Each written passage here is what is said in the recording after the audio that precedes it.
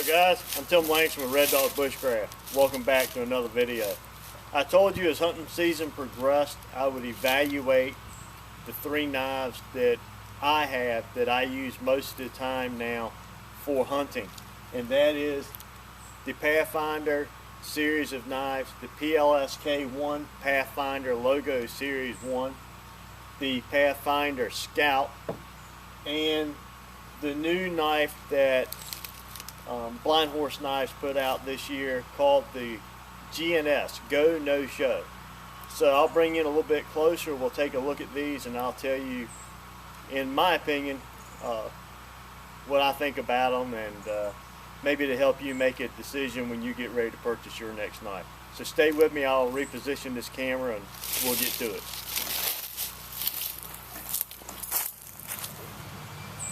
Okay, let's start off with the one that I've had the longest first.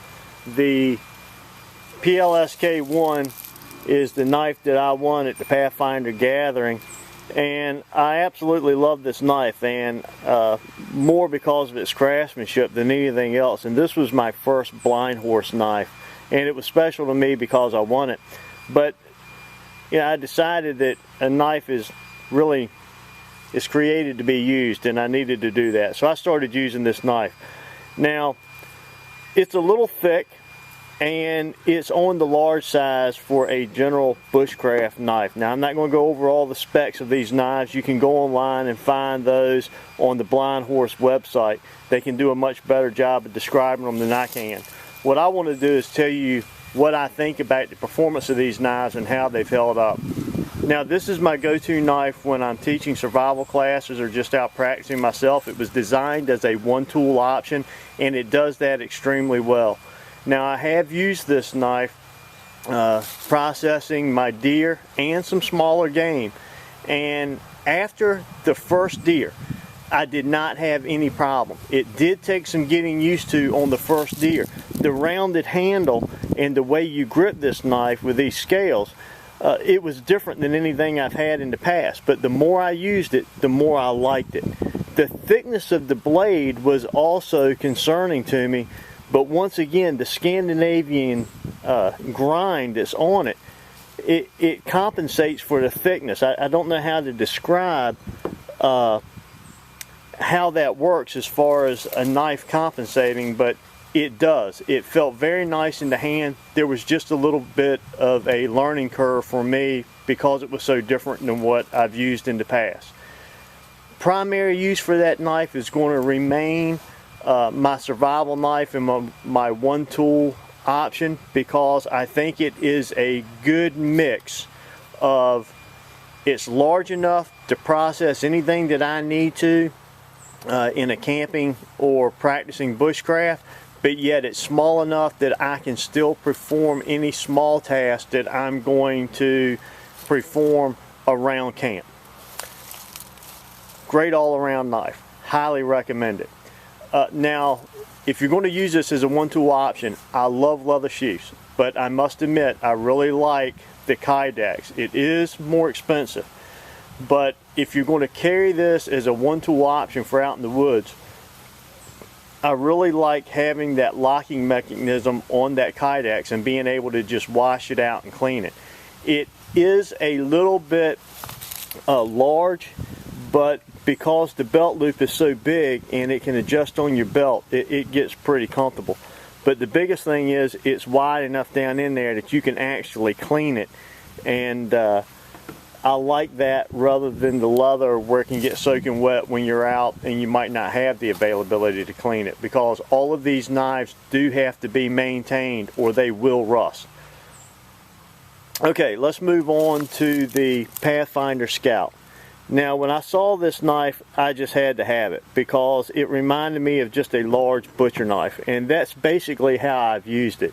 Now, I've done the same task with that knife as I have with the Pathfinder knife. Let me get them both up here so you can see them, so that you can see the size.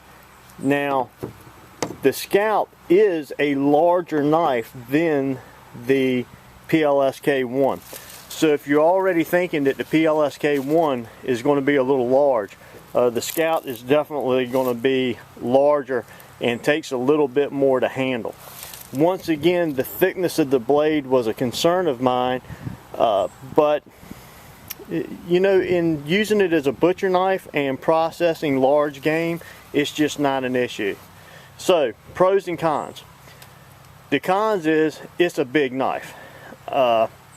Comes with a leather sheath. I really like the traditional leather sheath. I love the handle design and the shape and the roundedness. I've really gotten used to the way your hand grips that. No issues whatsoever, very comfortable. But it is the size of the blade that's going to be your drawback as a general purpose knife. If you want a knife for a one tool option and you don't think the PLSK1 is large enough, or if you do not like the Scandinavian grind, this could be a very good option for you. I like it as far as processing large cuts of meat, but for around the camp chores, it does get a little large. I can still process my wood with it, build shelters with it, tent stakes, fix my cooking systems and everything around my fire pit. It definitely works well. But if I had to use a one-tool option, I'm going to go with the PLSK1. As far as a hunting knife and a tool to carry with me in the woods and something that my plan is to process large game, this is going to be my large game butcher knife. It was a good choice, and I am very happy that I bought it. Now, the final knife I want to review, once again, is made by Blindhorse Knives. All of these knives are. These two up here, the PLSK1 and the Scout, were purchased from Wilderness Outfitters, the Pathfinder School store. I believe that's the only place you can buy those two knives, and you can go on their website or Blindhorse Knives to check out all of the specs. Now, this was the monthly special back this summer from Blindhorse Knives, June or July I believe it was, and I got this knife because I wanted a general camp knife, and I wanted something that was beefier than a Mora. I wanted a full tang. I wanted something that was of that same tool steel as the knives from Blindhorse that I had already been using, but I really liked this blade profile. The only hesitation I had was I couldn't make up my mind if I liked this particular grind or if I wanted to stay with the Scandi grind. I have really become fond of the Scandinavian grind knives for bushcraft, but I thought for a general purpose knife and something that I was going to use as more a daily carry for camping and also hunting and processing some smaller game, I decided to go with just a standard grind that I could put in a Lansky sharpening system and maintain its edge and hone it and keep it up like all of my other knives.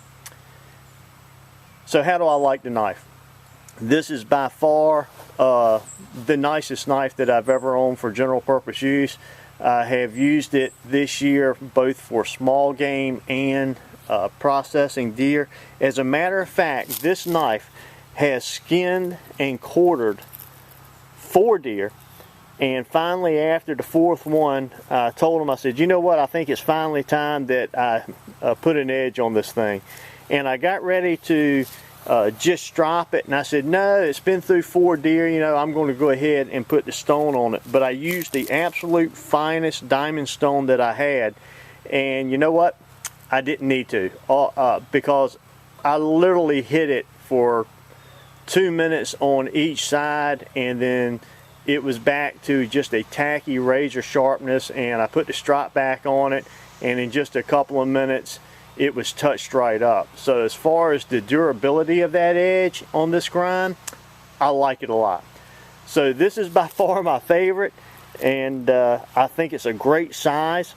The thickness of the blade is a little bit thinner than the other knives, which makes it a lot easier to process. All of these knives still have that very sharp spine so that you can strike fire steels with them.